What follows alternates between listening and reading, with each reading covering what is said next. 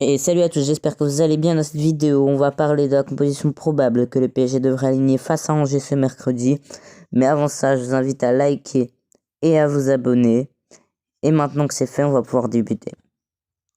Alors, dans les cages, Gianluigi Donnarumma devrait retrouver sa place après un match de repos. Keylor Navas a joué contre Châteauroux. Il devrait retrouver la compétition.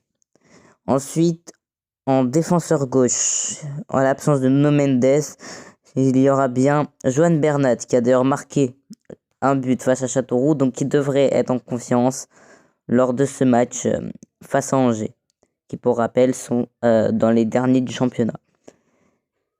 Pour la charnière centrale, on devrait avoir Sergio Ramos accompagné de Marquinhos. Ces deux joueurs jouent souvent un avec l'autre depuis la blessure de Kimpembe en début de saison, et on espère qu'il n'y aura pas trop de défauts, car la dernière fois qu'ils ont été tous les deux alignés c'était face à Lens et on a pu voir que ça a posé quelques problèmes. On espère que bien évidemment c'était juste une erreur de passage et qu'ils vont se ressaisir tous les deux.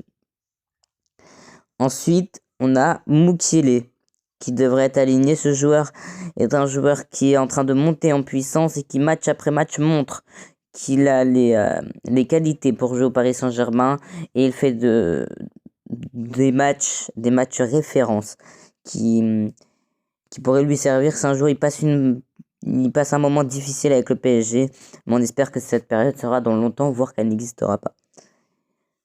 Ensuite, au milieu de terrain, on devrait avoir Marco Verratti, Fabien Ruiz, accompagné de Vitinha. Même s'il n'est pas à exclure qu'à la place de Vitinha soit Danilo Pereira, mais le jeune joueur portugais devrait bel et bien jouer. Je parle bien de Vitinha, même si Danilo Pereira est portugais. Je parle bien de Vitinha. Ensuite, en attaque, il y a eu beaucoup d'incertitudes, mais bon, les dernières informations sont que Neymar, Hugo Ekitike et Lionel Messi seront titulaires face à ce match.